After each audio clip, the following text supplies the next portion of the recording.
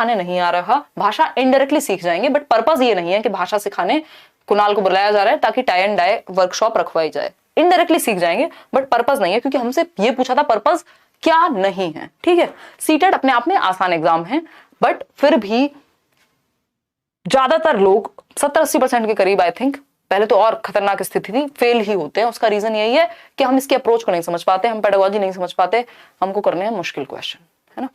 Question number 22 देखिए, 30 question है total. और ये जो पेडागोजी है इसलिए कहा जाता है कि अगर आपके child development in pedagogy strong है तो आप इन सभी सब्जेक्ट्स में ऐसे नंबर ले आएंगे कि आप पास हो जाएं।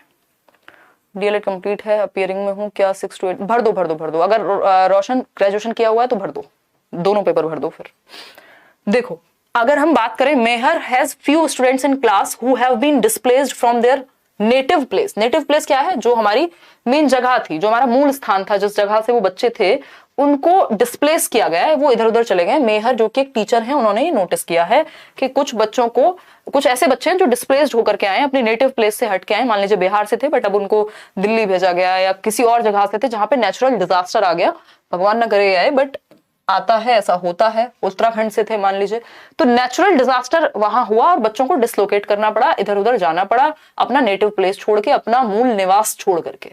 And have problems adjusting in school environment, क्योंकि अब वो दूसरी जगह आ गए हैं तो उनको एडजस्ट करने में, उस एनवायरनमेंट में दिक्कत आ रही है, जो कि स्वाभाविक है, बच्चों को आएगी। अगर नई जगह अचानक से भेज दिया जाएगा अपनी जगह छोड़ करके, तो हम एक दिन दूसरे के घर चले जाएं तो नींद नहीं आती कई बार, है ना। इस स्थिति में तो चीजें ही अलग हैं। तो as EVS teacher you would, आप ईवीएस छोड़िए, आप एक टीचर के रूप में क्या करेंगे ये बताइए। Be patient so that they naturally adjust with time, यानी धैर्यवान रहेंगे ताकि वो स्वाभाविक रूप से समय के साथ समायोजित हो जाए। चलो हो सकता है, लेकिन हमें बेस्ट ऑप्शन चूज करना है। Make a group of only displaced students and give them group work, ये होता है एबिलिटी ग्रुपिंग, जो आपको नहीं करनी चाहिए कि आपने एक जैसे बच्चों को एक ग्रुप में डाल दिया, उससे क्या होगा, वो मिक्सअप ही नहीं हो पाएंगे क्लास में। आपने उनको सेग्रीगेट कर दिया, और सेग्रीगेशन क्या है? Against the law of nature, अलगाव प्रकृति के नियमों के खिलाफ है। बच्चों को घुल मिल के एक साथ सीखना है। सी ऑप्शन है, encourage them to accept displacement as a fact immediately and move on. क्या क्या क्या कहें उनको? थेरेपिस्ट हैं आप, या फिर वो भी नहीं कहते ऐसी बात तो, और या फिर क्या कहें आप, मतलब कोई रिलेशनशिप एडवाइजर हैं आप कि भैया ब्रेकअप हो गया, मूव ऑन कर लो, अब तो बस हो गया, ये तो ट्रेजेडी तो हो ही गई ना। बच्चे हैं सरकार, है ना, तो उन्हें एक तथ्य के रूप में विस्थापन को तुरंत स्वीकार करने को कहेंगे, इट्स अ फैक्ट, हो गई ना, आगे वहां पे दिक्कत हो गई और अब आगे बढ़ जाओ। ये छोटे बच्चों के साथ तो एटलीस्ट नहीं करेंगे, या किसी के साथ भी नहीं करेंगे, थोड़ा टाइम तो देंगे समझने के लिए, ठीक। तो डी ऑप्शन है, help them interact more with other students and share their stories. बच्चा सबसे ज्यादा एक्टिव और बच्चे के पक्ष में, बच्चे के इमोशंस को कहां समझा जा रहा है? डी ऑप्शन में सबसे ज्यादा। बच्चे को कहां एक्सेप्टेड फील होगा? डी ऑप्शन में। ए ऑप्शन गलत नहीं कहेंगे कि आप पेशेंट रहें ताकि बच्चा नेचुरली एडजस्ट कर ले, बट आप भी तो कुछ करेंगे, बच्चा ही सब कुछ करेगा नेचुरली, तो आपका कुछ करना डी ऑप्शन में शामिल है कि एज अ टीचर आप क्या करेंगे, उन्हें अन्य शिक्षार्थियों के साथ घुलने मिलने का, बातचीत करने का मौका देंगे, उनकी कहानियों को साझा करने का मौका देंगे। क्योंकि जब हम एक्सप्रेस करते हैं, क्योंकि man is a social being, या मनुष्य क्या है, एक सामाजिक प्राणी है, तो हमें ग्रुप्स में या एक दूसरे के साथ शेयर करके, अभिव्यक्त करके अच्छा लगता है, ठीक। तो हम इमोशनली, बच्चा सेफ फील करेगा, एक्सेप्टेड फील करेगा। D option is the right answer. आगे बढ़ेंगे क्वेश्चन नंबर 23 पर, देखिएगा क्या कहता है। The rationale for using community as a resource, ये एक टॉपिक है, कम्युनिटी रिसोर्स कहा जाता है, यानी समुदाय क्या है, संसाधन के रूप में यूज हो। जो भी कम्युनिटी में प्रेजेंट है आपकी, जो भी समुदाय में प्रेजेंट है, उसको आप एक संसाधन के रूप में यूज कर पाए एज अ टीचर, वो बेस्ट चीज हो जाती है। जैसे किसी के पिताजी अगर डॉक्टर हैं तो उनको एक दिन कोई ऐसा टॉपिक पढ़ाने के लिए, बताने के लिए, बीमारियों के बारे में जागरूक करने के लिए बुला लिया जाए तो बच्चे ध्यान से सुनेंगे। और वो क्या है, उस बच्चे के पिताजी क्या है, एक कम्युनिटी रिसोर्स है, क्योंकि वो कम्युनिटी का ही एक हिस्सा है, लेकिन वो संसाधन के रूप में यूज हो रहे हैं बच्चों को सिखाने के लिए, रियल लाइफ से जोड़ करके सिखा देंगे। किसी के पिताजी फार्मर हैं तो उनको बुला लिया। पुष्पांजलि कोई कह रहा है हाँ अनएम्प्लॉयमेंट है बिहार में, बट इसका मतलब ये नहीं कि बात बार बार आप बिहार को टारगेट करें। सुषमा क्या करें यार, ऐसे लोगों का कहां से इतनी फुर्सत मिल रही है आपको? है जीवन में फोकस करना चाहिए पढ़ाई पे। अब कोई तो एग्जांपल दुनिया का इंसान देगा या नहीं? बिहार मुझे पर्सनली बहुत पसंद है ना, इसलिए बार बार बिहार याद आ जाता है। मुझे लगता है वहां के लोग बहुत मेहनती होते हैं और लोग वहां से बहुत आगे जाने की कोशिश कर रहे हैं, संघर्ष करते हैं और बहुत ही भले भी होते हैं। ये मेरा पर्सनल एक्सपीरियंस है, मेरे को ऐसे कई लोग मिले हैं। बचपन से मेरा कोई ताल्लुक रहा नहीं, बिहार के बारे में कभी सुना नहीं था, मिली नहीं थी, बट दिल्ली आई तो यहाँ हर तरह के लोग हैं, तो मिलना शुरू हुए। लेकिन क्या करें हम, हमारा परसेप्शन ऐसा है, एज टीचर्स हमारे अंदर इतनी घृणा भरी हुई है आजकल इंटरनेट पे, या लोगों जो भी जितने भी लोग हैं, बहुत सारे लोगों में, तो उनको हर चीज में नेगेटिविटी ढूंढनी है कि अच्छा 2 बार ये शब्द बोल दिया इसका मतलब ये होगा। अरे भाई टीचर्स पढ़ाते समय एग्जाम्पल देते हैं, 70 तरह के देते हैं, जो मन में आ जाता है वो दे देते हैं। तो समुदाय संसाधन के रूप में उपयोग करने का औचित्य है, यानी जब आप समुदाय को एक संसाधन के रूप में यूज कर रहे हैं, इसका उद्देश्य क्या है? फर्स्ट ऑप्शन है it helps accept all knowledge in the community uncritically, यानी यह समुदाय में सभी ज्ञान को अनायास स्वीकार करने में मदद करता है। ऐसा नहीं है कि आप अनक्रिटिकली क्रिटिकल थिंकिंग को छोड़ देंगे अगर कम्युनिटी से कोई समझाने आ रहा है, तो ये तो नहीं होना चाहिए। बी ऑप्शन है help popularise and disseminate local knowledge without questioning it. ऐसा नहीं होता किसी भी नॉलेज को बिना क्वेश्चन किए बच्चों को भर नहीं लेना है, फिर तो वो टीचर सेंटर्ड या अथॉरिटी सेंटर्ड हो जाएगा।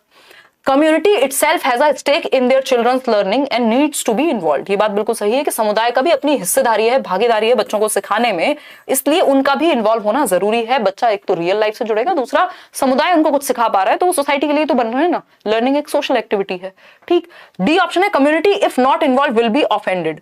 ये कोई सेंस नहीं है कि भैया नाराज हो जाएगा अगर समुदाय को नहीं इन्वॉल्व किया तो पॉजिटिव ऑप्शन क्या है? सी, ठीक। फोकस हमें पॉजिटिव पे करना है, बच्चे की भलाई पे करना है। ज्यादातर क्वेश्चंस पेडागोजिकल आपके सॉल्व हो जाएंगे। जहां बच्चा एक्टिव है, बच्चे की भलाई की बात हो रही है, वो उत्तर सही है। और 4-5 क्वेश्चन बचते हैं। 24th क्वेश्चन है आरोही आस्क्ड हर लर्नर्स, यानी आरोही क्या है? टीचर है।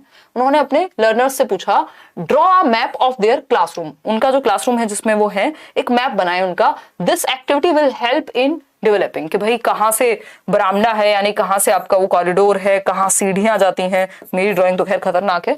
तो ड्रॉ करने को कहा उन्होंने कि अपने क्लासरूम का या अपने स्कूल का एक मैप बनाओ। बताइएगा। तो पहला ऑप्शन है skills of predicting and calculating, यानी पूर्वानुमान और गणना के कौशल। कैलकुलेशन थोड़ी ना होती है मैप में, है। प्रिडिक्ट क्या करोगे वो तो पहले से पता है आपको। रिकॉर्डिंग डेटा, रिकॉर्ड नहीं करना, आपको खुद इमेजिन करके बनाना है। Understanding of relative positions and orientations, ये बात बिल्कुल सही है। देखिए जब भी मैप की बात आए तो एक वर्ड लिखा हुआ है रिलेटिव पोजीशन। ऐसा मैथ्स के क्वेश्चन में भी होता है, ऐसा ईवीएस के क्वेश्चन में भी होता है। मैप पे क्वेश्चन आता है इस तरह का कि मैप से फायदे क्या होते हैं बच्चों से मैप बनवाने से। तो अभिविन्यास और सापेक्ष स्थिति की समझ कि भैया कौन सी चीज कहां होगी, वो रिलेटिव पोजीशन समझ पाएगा कि इधर से आता हूं तो सीढ़ियां यहां पड़ती हैं, इस दिशा में मेरा ये कॉरिडोर है, इस दिशा में क्लासरूम है, और इस क्लासरूम के बराबर में ये वाला रूम है, या प्रिंसिपल्स रूम ये है, फर्स्ट फ्लोर है, सेकंड फ्लोर है। तो वो रिलेटिव पोजीशन को समझ पाएगा अपने दिमाग में। तो मैप के लिए वो इजी हो जाएगा कि वो स्पेस को समझ पाएगा। तो ये बात सही है कि कहां कौन सी एक चीज ओरिएंटेड है ये समझ पाएगा। ड्राइंग लैंडस्केप नहीं, उसके लिए फिर बहुत सारे तरीके हैं कि अगर आपको सिर्फ ड्राइंग लैंडस्केप उसका अच्छा कराना है तो आप कुछ भी चित्र बनवा सकते हैं। C option. क्वेश्चन नंबर 25 देखिएगा। क्वेश्चन नंबर 25 क्या है? Which of the following is not, बड़ा बड़ा नॉट लिखा है, ध्यान से देखिएगा। अब तो ये नॉट को कैपिटल लेटर्स में देने लग गए, अदरवाइज तो कैपिटल लेटर्स में पहले देते नहीं थे, तो आप लोग को गलती हो जाती थी। रूढ़िवादी धारणा मत रखिए, आप लोग पढ़ाई पर ध्यान दीजिए। बिल्कुल सही बात है मिस्टर लर्नर, आपने नाम भी बिल्कुल अच्छा रखा है। और मैं तो लीस्ट रूढ़िवादी इंसान हूँ, at least when it comes to society. हो सकता है मेरे पर्सनल बिलीफ 1-2 हों, भाई हर इंसान के हो सकते हैं, वैसे भी उसमें स्टीरियोटाइप खैर शामिल नहीं है, बट जेंडर सेंसिटिव और नॉन स्टीरियोटिपिकल इंसान हूं मैं पर्सनली, तो आप ऐसा कभी ना सोचें, ठीक। बहुत हर्ट हो गई हूं मैं, आंसू दिख नहीं रहे हैं आपको।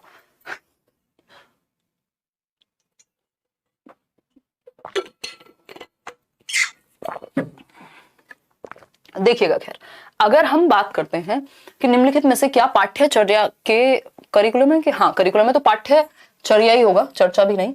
पाठ्यचर्चा के विकास के लिए मार्गदर्शक सिद्धांत नहीं है, यानी करिकुलम किस एक प्रिंसिपल के आधार पर नहीं बनाना चाहिए, यानी बच्चों की भलाई की बात कौन सा एक ऑप्शन नहीं कर रहा। सिंपल है।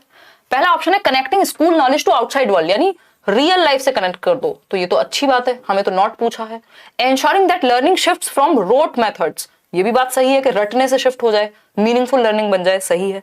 मेकिंग एग्जामिनेशन मोर इजियर, ये कहीं नहीं कहा गया, फ्लेक्सिबिलिटी की बात की है एग्जामिनेशन को लेकर के, ये नहीं कहा कि आसान बना दो पेपर को, ठीक है ना। फिर आता है D option, ensuring curriculum so that it goes beyond text books, ये बात बिल्कुल सही है कि हम ये एंश्योर करें, हम ये सुनिश्चित करें कि पाठ्यचर्या समृद्ध हो और ये किताबों से बाहर जाए, रियल दुनिया में जाए, है ना। बियॉन्ड टेक्स्ट बुक, सिर्फ बुक को, टेक्स्ट बुक को ही हम सर्वसर्वा ना मान लें। टेक्स्ट बुक क्या है? वन ऑफ द रिसोर्स है, ये क्वेश्चन हर बार आता है। तो टेक्स्ट बुक सब कुछ नहीं है, टेक्स्ट बुक के बाहर बहुत सारी दुनिया है। चाहे आप फील्ड ट्रिप कराइए, बच्चे को एक्टिविटी कराइए, उससे डिस्कशन, डिबेट, जो